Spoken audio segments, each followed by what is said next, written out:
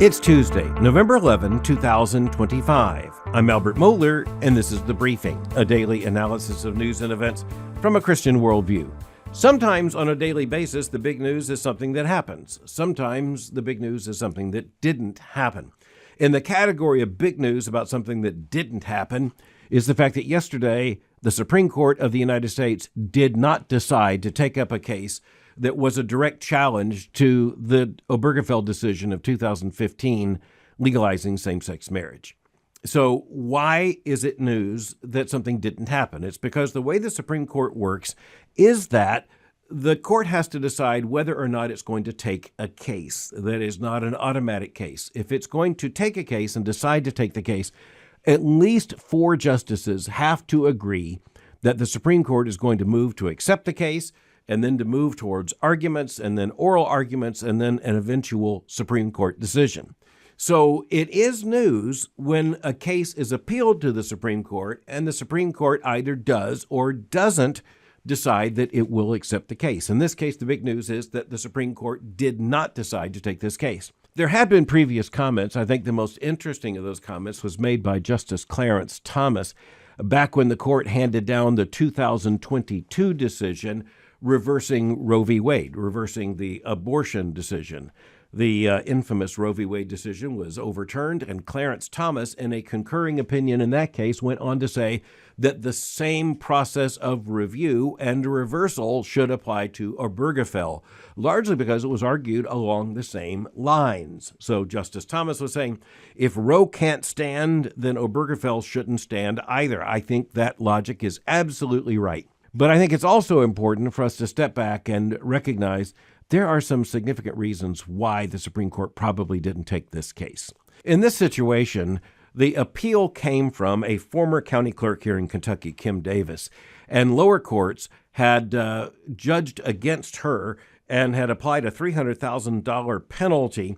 And that came from a case that was filed by a same-sex couple that had been denied a marriage license by Kim Davis in her role as county clerk. She was hoping to have that financial judgment reversed. She was also hoping in her appeal in this case to see the Obergefell decision reversed. As I said, the big news is that the Supreme Court did not take the case. Now, there are some other big dimensions to this, but I just want to say this doesn't mean necessarily that the Supreme Court wouldn't be interested in a case like this. It doesn't mean that the conservative majority on the Supreme Court would not consider a direct case that would reverse the Obergefell decision. They have shown they would reverse a major decision, as they did in Roe v. Wade.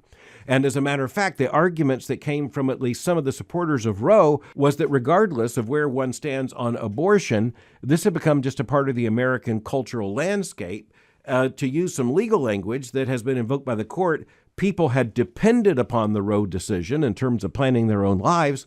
The same thing, of course, would apply in Obergefell, but by the same reason that Roe needed to be reversed, Obergefell needs to be reversed as well. Number one, it is the wrong judgment. Number two, it was decided wrongly. So on both those counts, Roe and Obergefell should fall.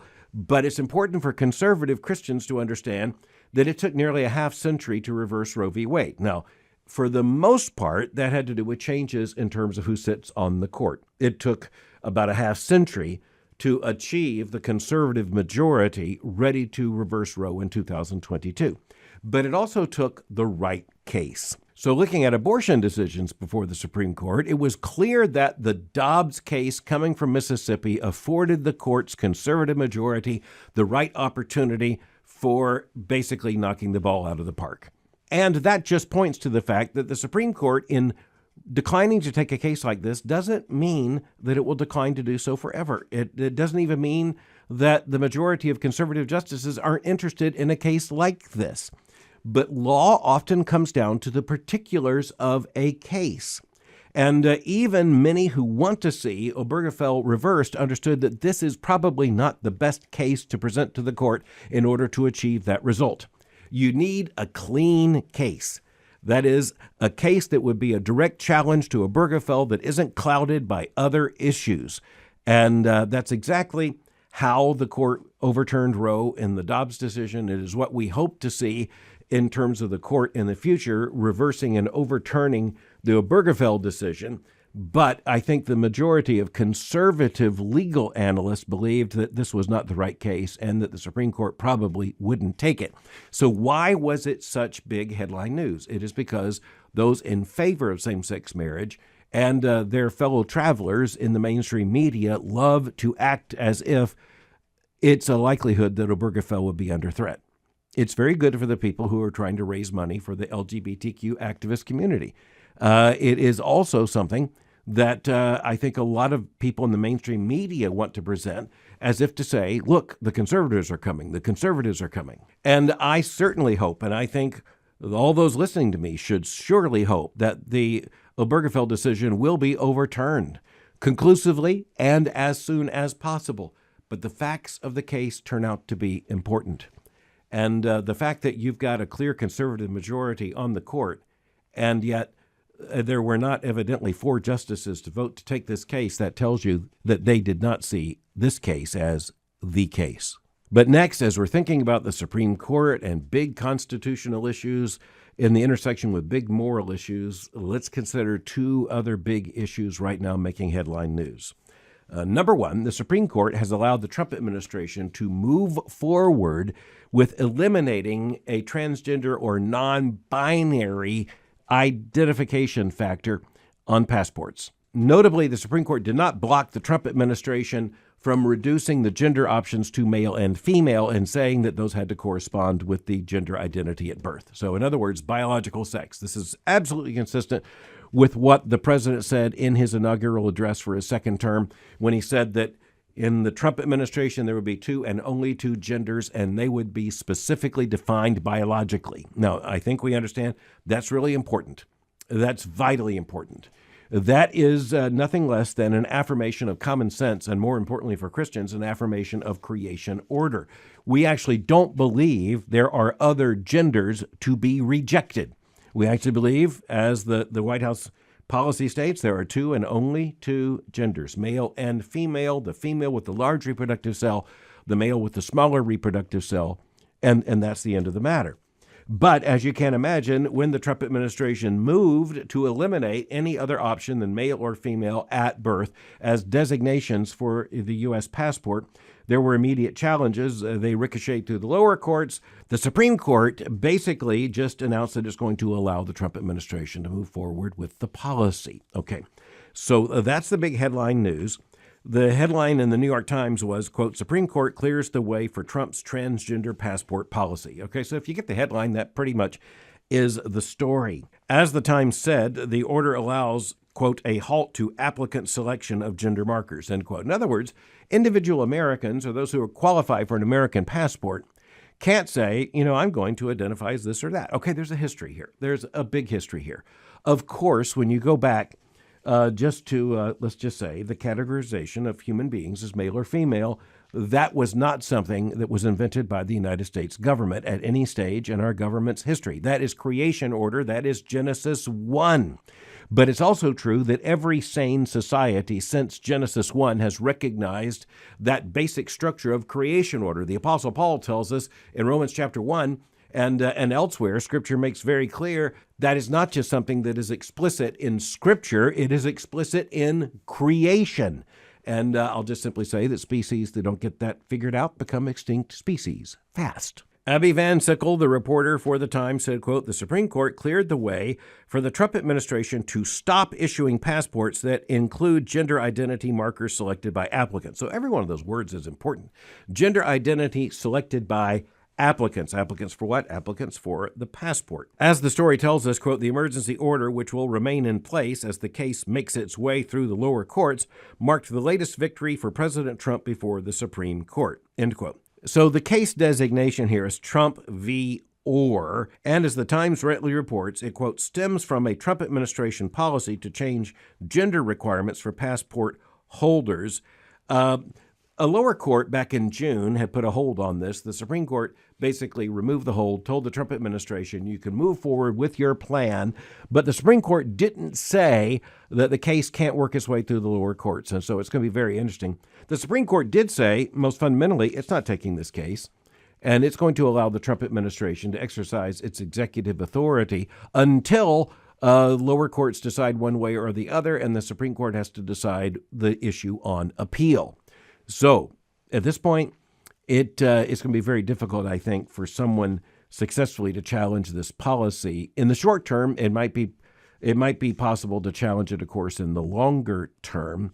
So we look at this and we understand the Trump administration took an action to undo something. So in other words, the Trump administration didn't say it was going to continue a policy. In his inaugural address, the president said he was going to institute a policy, 2 and only 2 genders, male and female, and that's as determined at birth and determined by biology. So why did this have to be changed? Well, decades ago, the United States government began allowing persons to use a non-gender specific, non-binary or transgender identity, that is, claiming a gender identity opposite the one at birth. And they began doing this, but they required evidence of, quote, gender reassignment surgery, or the equivalent language at the time. And so an applicant for a passport, an American passport, who was born male and wanted to identify as female or vice versa, had to bring basically medical evidence that the individual had undergone gender transition surgery. The Biden administration changed all of that just a matter of a few years ago and removed that requirement, basically making it quite easy for persons to claim either a male or female identity when that is not biologically true, or to claim a non-gender specific identity. And that really showed up in a protest to the Trump administration's policy and to the Supreme Court's declining to continue to block the Trump administration on the policy. M. Gessen, who identifies as transgender. It's hard to say exactly consistently how to identify this person other than to say that M.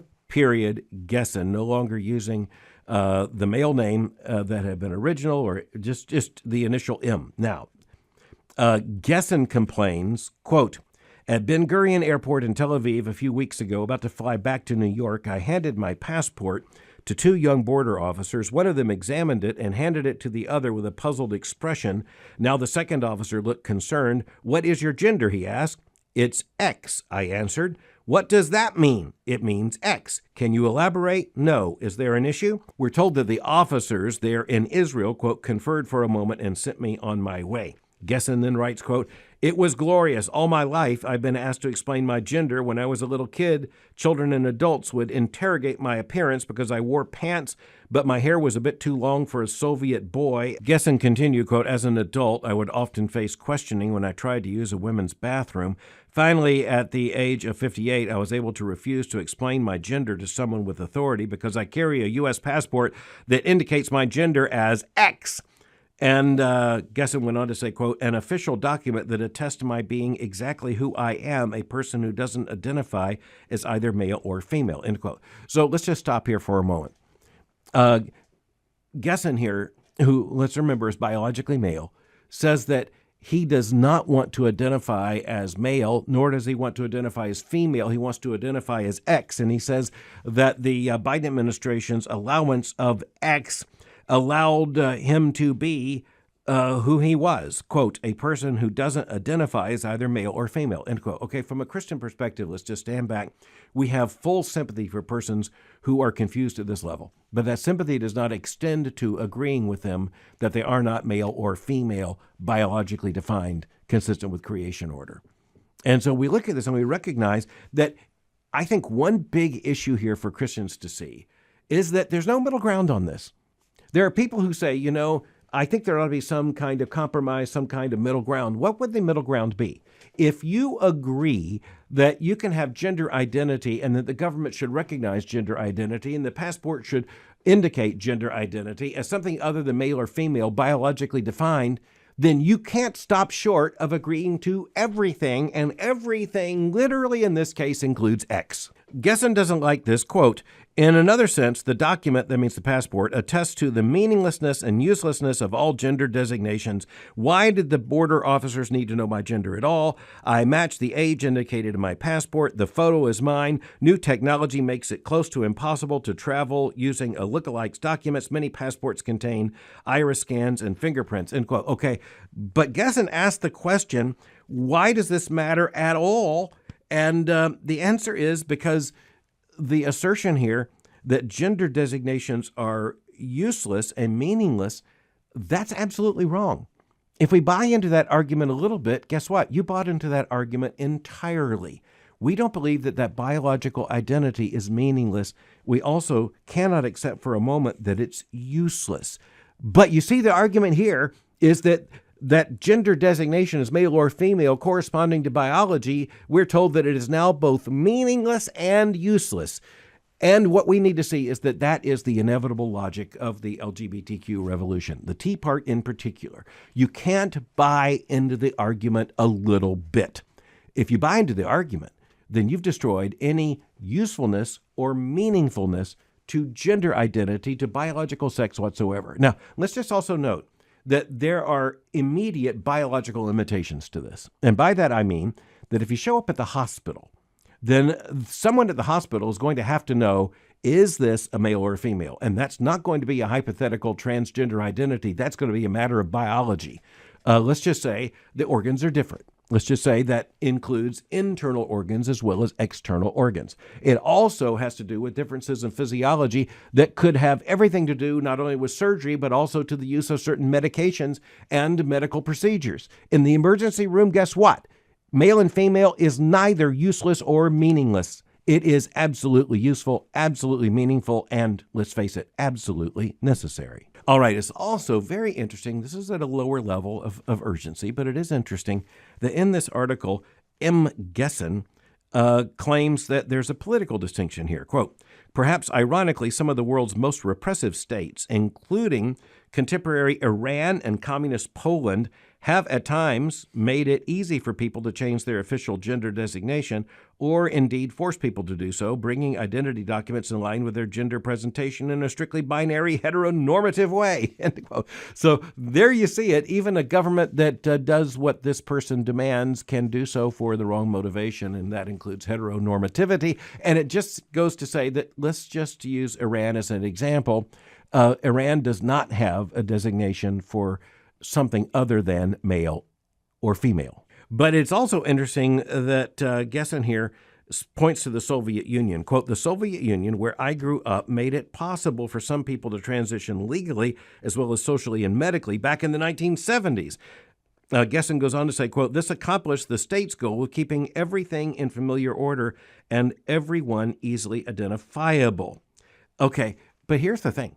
The Soviet Union was an officially atheistic government. It rejected creation order. Everything was political. In the totalitarian nature of the Soviet Union, everything was within the power of the government to declare. That hardly brings the Soviet Union up as an example for the United States to follow. And I just think it's very interesting that all of this shows up in just the first few paragraphs of this article protesting the Supreme Court's allowance of the Trump administration to move forward with the policy.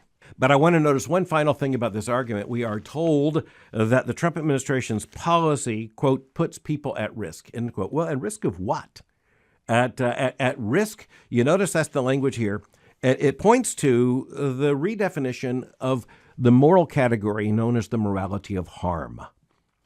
And Christians have long understood that there is validity to a morality of harm. Now, we don't limit moral principles to harm, but we do recognize that where there is a harm, it is almost sure, if there's some kind of injury and if there's some kind of wrong moral action, it can be traced to the fact that some act that should not have happened, and somebody did it in order to bring about this harm.